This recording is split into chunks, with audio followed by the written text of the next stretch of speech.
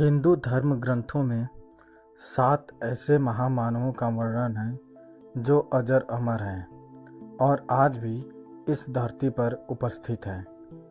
हनुमान जी उनमें से एक हैं। हाल ही में सेतु एशिया नामक एक वेबसाइट ने दावा किया है कि इस धरती पर एक ऐसी जगह है जहां के लोगों से मिलने हनुमान जी प्रत्येक 41 साल बाद आते हैं और कुछ दिन वहां रहने के बाद वापस चले जाते हैं। लेकिन हनुमान जी केवल उनसे मिलने ही हर 41 साल में क्यों आते हैं और उनसे मिलकर वो क्या करते हैं, इस बारे में सेतु एशिया ने अपनी वेबसाइट पर विस्तृत शोध प्रकाशित किया है। सेतु एशिया के शोधानुसार श्रीलंका के जंगलों में एक ऐसा कबीलाई समूह रहता है जो कि पूर्णतः बाहरी समाज से कटा हुआ है। उनका रहन सहन और पहनावा भी अलग है। उनकी भाषा भी प्रचलित भाषा से अलग है। यह मातंग आदिवासी समुदाय है। सेतु एशिया के अनुसार हनुमान जी हर 41 साल में इनसे मिलने आते हैं। सेतु एशिया नामक इस आध्यात्मिक संगठन का केंद्र कोलंबो में है, जबकि इसका साधना केंद्र पिदुरुथालागाला पर्वत के तलहटी में स्थित एक छोटे से गांव नुआरा में है। इस संगठन का उद्देश्य मानव जाति को फिर से हनुमान जी से जोड़ना है।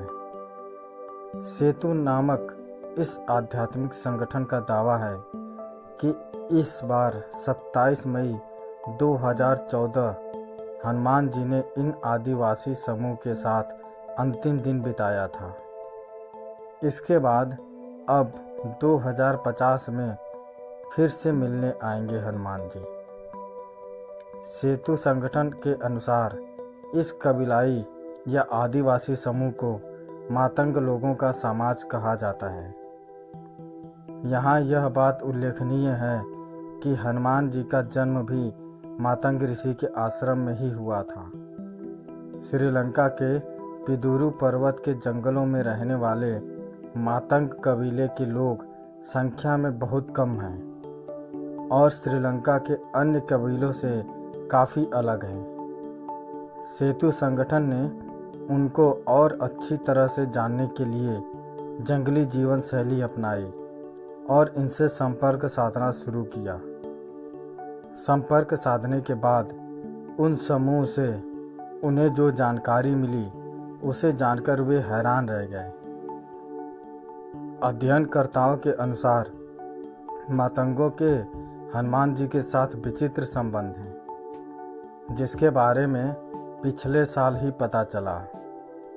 फिर इनकी विचित्र गतिविधियों पर गौर किया गया तो पता चला कि यह सिलसिला रामायण काल से चल रहा है। इन मातंगों की यह गतिविधियां प्रत्येक 41 साल बाद ही सक्रिय होती हैं। मातंगों के अनुसार हनुमान जी ने उनको वचन दिया था कि मैं प्रत्येक 41 वर्ष में तुमसे मिलने आऊँगा और आत्मज्ञान दूंगा। अपने वचन के अनुसार उन्हें हर 41 साल बाद आत्मज्ञान देकर आत्मा शुद्धि करने हनुमान जी आते हैं। सेतु अनुसार जब हनुमान जी उनके पास 41 साल बाद रहने आते हैं तो उनके द्वारा प्रवास के दौरान किए गए हर कार्य और उनके द्वारा बोले गए प्रत्येक शब्द का 1-1 मिनट का विवरण इन आदिवासियों के मुखिया बाबा मातंग अपनी हनु पुस्तिका में नोट करते हैं। 2014 के प्रवास दौरान हनुमान जी द्वारा जंगलवासियों के साथ की गई सभी लीलाओं का वर्णन भी इसी पुस्तिका में नोट है। सेतु ने दावा किया है कि हमारे संत पिदुरु पर्वत की तलहटी में स्थित अपने आश्रम में इस पुस्तिका को समझकर इसका आधुनिक भाषाओं में अनुवाद करने में जुटे हुए हैं। ताकि हनुमान जी के चिरंजीवी होने के रहस्य जान सकें। लेकिन इन आदिवासियों की भाषा पेचीदा और हनुमान जी की लीलाएं उनसे भी पेचीदा होने के कारण इस पुस्तिका को समझने में काफ़ी समय लग रहा है। यह पर्वत श्रीलंका के बीचों बीच स्थित है, जो श्रीलंका के नुआरा एलिया शहर में स्थित है। पर्वतों की इस श्रृंखला के आसपास घने जंगल हैं। इन जंगलों में आदिवासियों के कई समूह रहते हैं। वाल्मीकि रामायण के अनुसार श्रीलंका के मध्य में रावण का महल था।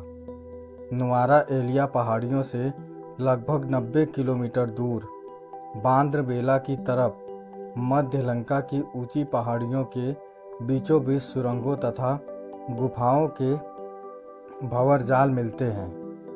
यहाँ ऐसे कई पुरातात्विक अवशेष मिलते हैं जिनकी कार्बन डेटिंग से इनका काल निकाला गया है। श्रीलंका के नुआरा एलिया पहाड़ियों के आसपास स्थित रावण फाल, रावण गुफाएं, अशोक वाटिका, खंडहर हो चुके विभीषण के महल आदि की पुरातात्विक जांच से इनके रामायण काल के होने की पुष्टि होती है। कहते हैं कि जब प्रभु श्री राम ने अपना मानव शरीर, मानव जीवन पूरा करके जल समाधि ले ली थी, तब हनुमान जी पुनः अयोध्या छोड़कर जंगलों में रहने चले गए थे। किष्किंधा आदि जगह होते हुए वे लंका के जंगलों में भ्रमण हेतु गए। उस वक्त वहां विभीषण का राज था। विभीषण को भी चिरंजीवी होने का वरदान प्राप्त था। हनुमान जी ने कुछ दिन श्रीलंका के जंगलों में गुजारे, जहां वे प्रभु श्री राम का ध्यान किया करते थे। उस दौरान पिदुरु पर्वत में रहने वाले कुछ मातंग आदिवासियों ने उनकी खूब सेवा की। उनकी सेवा से प्रसन्न होकर हनुमान जी ने उनको वचन दिया कि प्रत्येक 41 साल बाद मैं तुमसे मिलने आऊँगा। यही कारण है कि हनुमान जी आज भी इस वचन का पालन करते हैं। सेतु वेबसाइट का दावा है कि मातंगों के पास एक ऐसा रहस्यमय मंत्र है जिसका जाप करने से हनुमान जी सूक्ष्म रूप में प्रकट हो जाते हैं। वे आज भी जीवित हैं और हिमालय के जंगलों में रहते हैं। जंगलों से निकलकर वे भक्तों की सहायता करने मानव समाज में आते हैं, लेकिन किसी को दिखाई नहीं देते। मातंगों अनुसार हनुमान जी को देखने के लिए आत्मा का शुद्ध होना जरूरी है। निर्मल चित्त के लोग ही उनको देख सकते हैं। मंत्र जप का असर भी तभी होता है जबकि भक्त में हनुमान जी के प्रति दृढ़ श्रद्धा हो, उनका हनुमान जी से आत्मिक संबंध हो।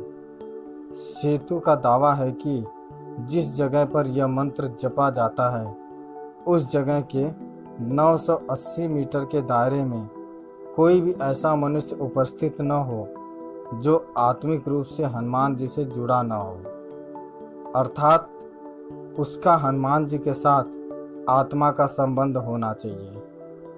यह मंत्र स्वयं हनुमान जी ने पिदुरु पर्वत के जंगलों में रहने वाले कुछ आदिवासियों को दिया था।